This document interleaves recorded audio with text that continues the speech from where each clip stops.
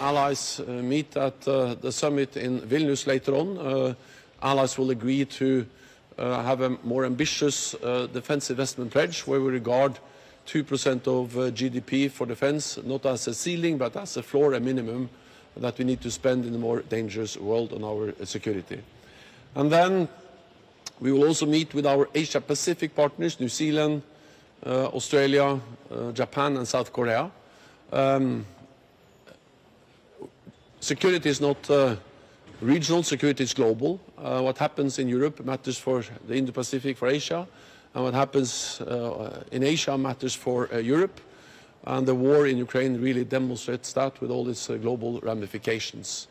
And also when we see that China and Russia are coming more and more closely, that they stand together, work together, it makes it even more obvious that we need to stand together with our partners in the Indo-Pacific.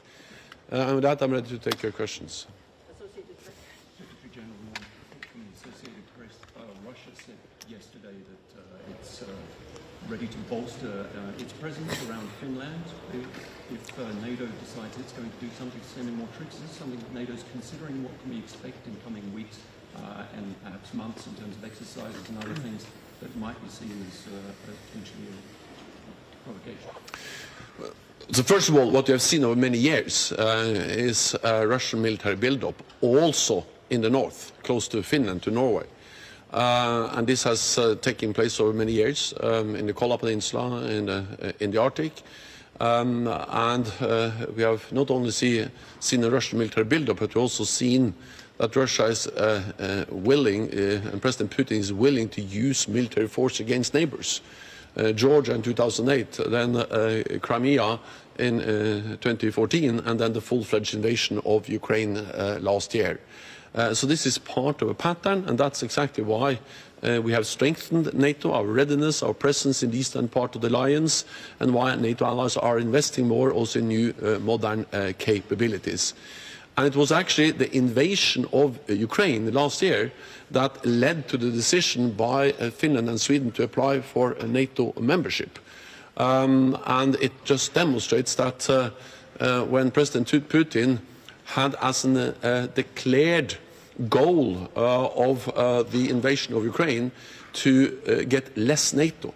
He wanted less NATO along his borders. He wanted to close NATO's door, no more NATO membership for any more countries in Europe.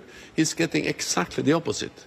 He's getting more troops, more readiness, and more forces, land, sea and air, in the eastern part of the alliance. And he's getting more members, Sweden today, and soon also Finland today, and soon also Sweden will become a full-fledged member of the alliance. Then we are constantly assessing our posture, our presence. We have more exercises, we have more presence also in the Nordic area. But again, this is something which is part of a pattern that NATO has already responded to. Mr. Stoltenberg, what does this mean personally to you? Is this sort of an emotional highlight for your term? And secondly, can you really celebrate when Sweden is not ready to join yet? So I'm glad and I'm proud to be the Secretary General that can welcome Finland as a full-fledged member of the alliance. This is important for NATO, it's important for Finland, it's important not least for the Nordic region and the Baltic region. You can just look at the map and understand how important Finland is for the security in the Nordic and the Baltic region. And then also, of course, Finland brings high-end capabilities, substantial forces, and also the advanced defense industry into the alliance. But personally, I'm also glad because I'm from Norway. I've worked with Finland and Finnish politicians and leaders for many, many years. And of course, not so many years ago, we thought it was unthinkable that Finland would become a member. Now they are a full-fledged member of our alliance, and that is truly historic and something that demonstrates that Finland is a sovereign, independent country. They make their own decisions, and NATO is an alliance of democracies with an open door to democratic sovereign nations as Finland. Will the security guarantees of NATO now apply 100% to Finland, and what will the difference between Finland and Sweden in this regard? Well, what happens today is that Finland becomes a full-fledged member of the alliance, and that means, of course, that they will now participate fully as a member in all NATO meetings, activities, military structures, command structure, and all parts of NATO civilian and military structures. But of course, most importantly, is that by becoming a member, Finland will get an ironclad security guarantee. Article 5, our collective defence clause, one for all for one, will now from today apply for Finland. Then of course this is something that builds on what has happened over the last year. Because when NATO allies, when the heads of state and government at the summit in Madrid in June last year decided to invite Finland and Sweden, then both Finland and Sweden came in a much stronger and much better position towards NATO than before. So also Sweden, which is not yet a full-fledged member, is in a very closer and much better position.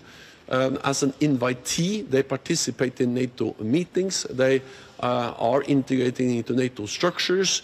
We are developing capability targets, taking account for also Sweden when we do defense planning. So Sweden is also very close to NATO, but of course they haven't that final ratification by all allies, and therefore not a full-fledged member. Let me also add on Sweden, and you actually also had a question about Sweden, is that, of course, it is a great day to have Finland as a member, but we will ensure that also Sweden will become a full member. And we have to remember that all allies agreed to invite them, and all allies have signed the accession protocol.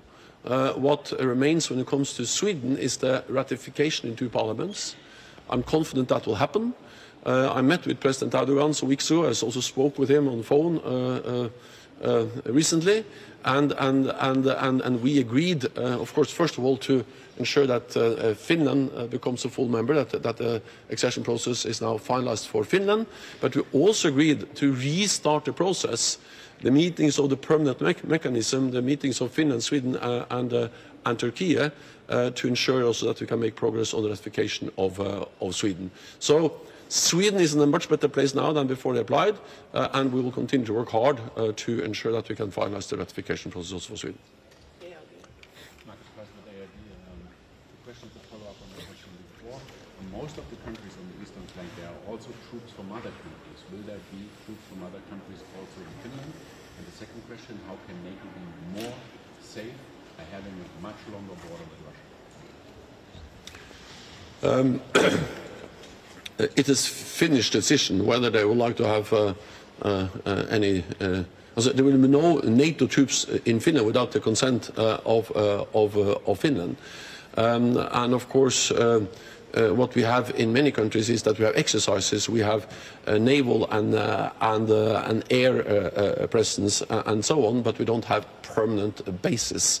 And this has not been an issue so far in our discussions with Finland. Then the last. Longer border.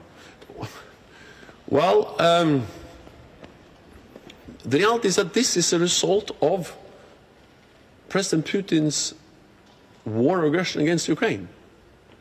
And of course, Finland also has a history that tells them about the brutality that a war can afflict on the country, like they now see in Ukraine, and like Finland saw during the Winter War in 1939-1940.